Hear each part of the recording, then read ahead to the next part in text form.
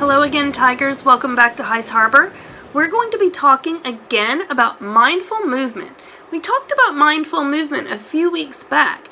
Remember, we did the activities that raised and lowered our heart rates, which means that when you do that, not only can you just be observant and watch and pay attention to what happens with your body and how your body reacts to things, but we can also use our self-control and start to control how our body reacts to things. We're going to try to do some physical challenges that require us to focus and concentrate in order to maintain our balance.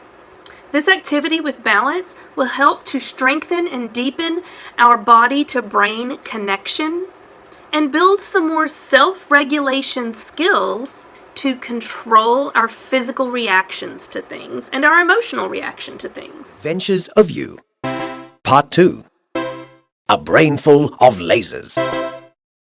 Inside your brain are three amazing powers: impulse inhibition, working memory, and mental flexibility. Scientists call these executive functions. Each one builds on the next, like levels. Level 0. Sleepwalking. If you have no executive function at all, you have no control over your choices. You do whatever comes into your head. You lose your temper easily, or treat people badly. You don't pay attention or plan ahead, so you make the same mistakes over and over again. If something doesn't go well, you just give up. Because you get distracted easily, you can't practice enough to get good at anything, so you never grow, you never get better. Level 1. Impulse inhibition. Impulse inhibition stops you doing whatever it is that pops into your head. It helps you stop and think. You might think whether what you're about to do is smart or safe, kind or fair, useful or productive. When you stop and think, you begin to take control over your life. Level 2. Working memory. Impulse inhibition helps free up something in your brain called working memory. Working memory is awesome. It's what lets you keep in mind more than one thing at a time. You can keep in mind your goals and priorities, or other people's thoughts and feelings, or all the different things happening around you. You can handle more complex tasks because you're able to think about more steps. And with strong working memory, you can plan and manage your way through even the toughest of challenges. However, what if things don't go according to plan? Well, that's when you need Level 3. Mental flexibility. Finally, at Level 3, you have the power of mental flexibility. This means you can not only keep different things in mind, but you can combine them to create new plans and ideas. You can find new ways to manage yourself, new ways to learn, new ways to get along with others. You can work with people to solve big challenges. You can experiment, innovate, create, go beyond your limits, beyond your normal, into something new. At Level 3, you are a true adventurer, equipped to make your way in the world. But where are you now? Level 1? Level 2? Level 3? Level 0? It's Level 0, isn't it? Is that what you wanted? Where did you want to be? There's a way to get there, you know. Executive function is made up of many higher order skills that depend on the thinker's ability to reflect and think before reacting. Have you ever heard me say, think before you speak? Think before you do something? Stop and think always, and use that executive function. The control of executive function is guided by our wise owl. Does anyone remember what we really call the wise owl? What part of the brain that is? If you said prefrontal cortex, ding, ding, ding, you got it. Now, executive function skills in our prefrontal cortex, they're affected by our emotional state, in part because the neural networks from emotional response actually overlap with the neural networks for executive function. Now, learners who can recognize and control their own emotional state, become confident and successful both socially and academically with their reading and math and other subjects that they learn at school.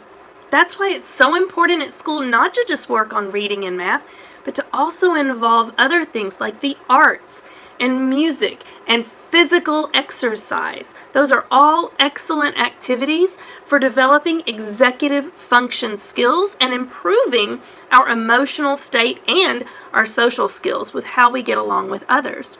And I like to call this recognition and control kind of like carrying your own weather. We can't control the rain and the weather. And sometimes we can't control what's happening around us. Think of that as our weather. When someone isn't so nice, or someone does something you don't like, or you're having to wait for something and be patient, which is hard. Those are a lot of things that are going on around you that you can't control, just like the weather. But you know, you can control how you react to those things. And you can choose whether or not you're going to let them ruin your day, or if you're going to find a way to power through and enjoy your day and be happy anyway. We don't have to be happy all the time, but we don't have to let things make us miserable all the time either. So when it's storming and raining outside, what do you do when you need to walk outside? Some of you might just run fast through the rain and not even care. Some of us might put our hoods up on our raincoats or put an umbrella up over our head.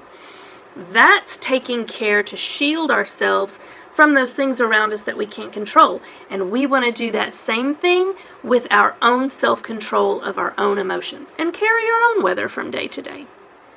All right, so now I want us to try a balancing activity. You can do this at home with blocks or dominoes or soup cans if your parents say it's okay, or something that you can stack easily. So I want to see how tall I can make my tower of dominoes stand, and I want them to stand as tall as possible. So I need to think about how I'm stacking them as I do it and be very gentle and careful and think about how I place them. So what did I do wrong? Well, sometimes you just can't go any higher, but sometimes you can look at how you're placing them. You know, I had them all facing the same way. Maybe that put extra weight on one side. Let me try flipping them. And then I'll flip this one to face the other way. Oh, I got it to stay. I don't know. It's already kind of leaning. Maybe. Oh, just for a moment. But I got it to stay and almost went one higher. Well, that's balance. Finding a way to balance things on top of each other. Now, we can also do the balancing activity with cards. So if you have a deck of playing cards at home, I have a lot of different sets of cards. I don't have playing cards here with me, but I found some that aren't too slick. If your playing cards aren't too, sometimes they won't stand because they're really slick. So don't get too frustrated if that happens. But see what happens, see what cards you can find, and if you take them and you lean them up against each other, and I tried it on my desk first and they just slid right out from under me. So you have to have probably a book underneath, or on, a carpet would probably really help hold them in place.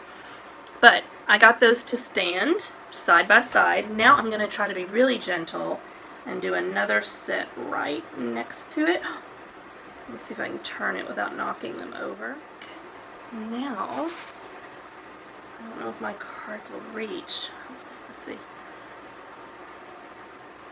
I got them to stay on top. They're balanced. All right, now I'm going to keep going. Oh no.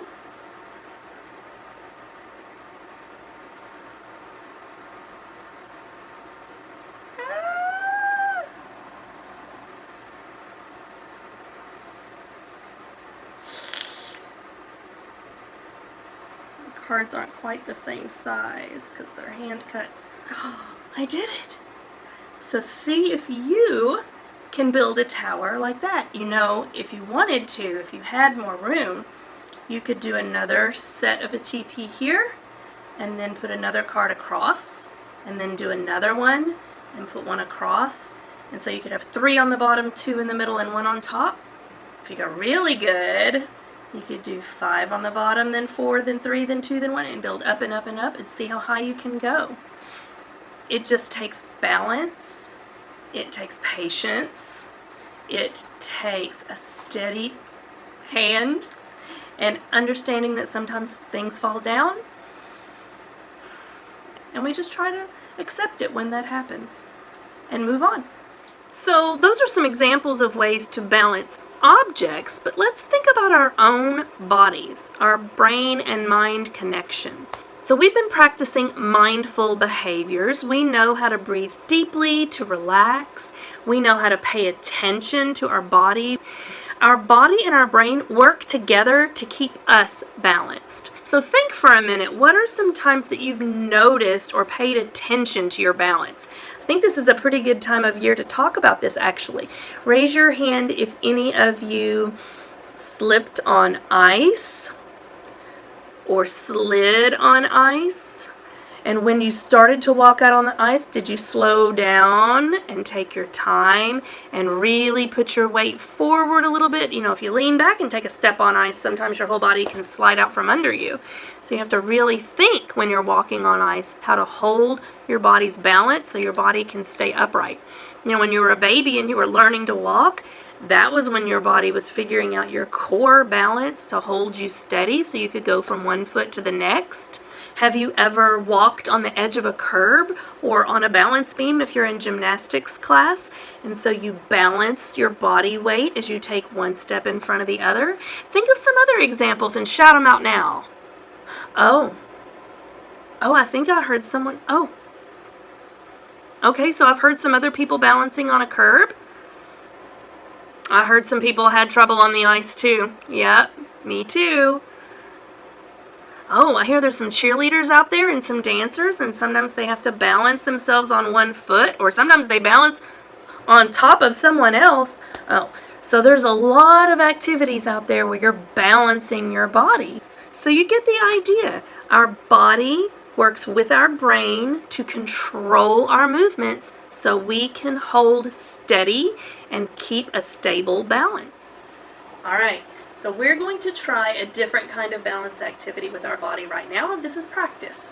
So I want everybody to put your arms out to the side, stand straight with both feet steady and stable on the ground. I want you to find a spot on the wall to focus on because that will help your brain-body connection for balance. Now I want you to lift up one foot up off the ground as high as you can. Pick your knee up like this. If you can just lift it slightly off the ground, that's okay. But lift it up if you can to bring your knee straight up.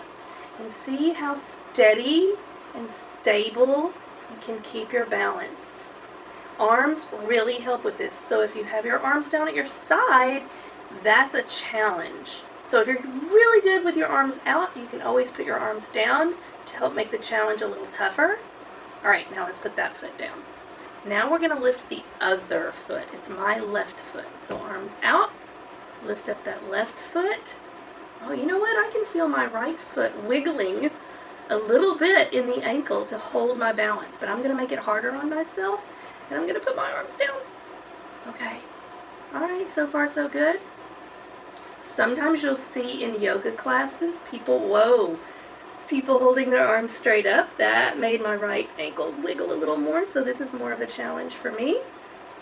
All right, you can put your left foot down, put your arms down at your side.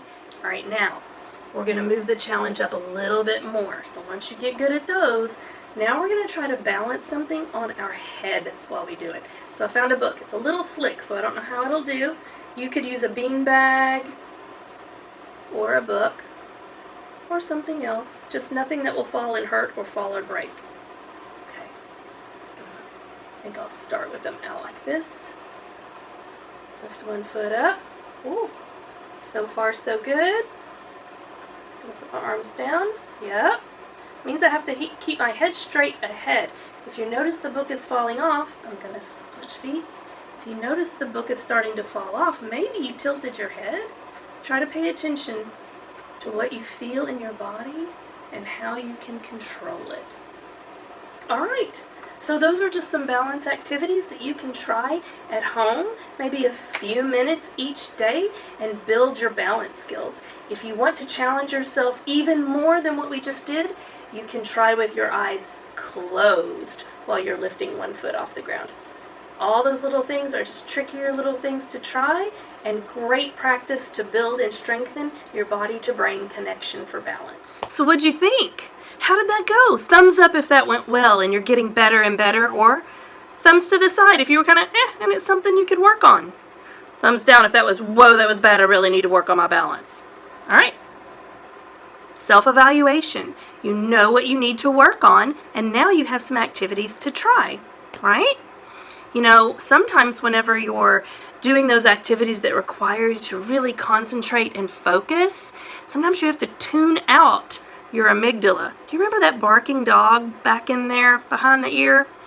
Sometimes was it barking at you that like, oh, my foot's itching. Oh, I hear something in the other room. Did I just smell the bread or pizza that came out of the oven? And you can't always react to the barking dog, to the amygdala. Sometimes you have to refocus it and tell it, not right now, I'm doing something else. And you maintain that focus and you keep your balance. That takes practice too. And that's another exercise in patience. There's a great connection there with our core value of the month for patience. Like all mindful activities, mindful movement and balancing helps our prefrontal cortex, our wise owl, to practice that ability to focus and pay attention. And getting really good at that will pay off in so many ways for us.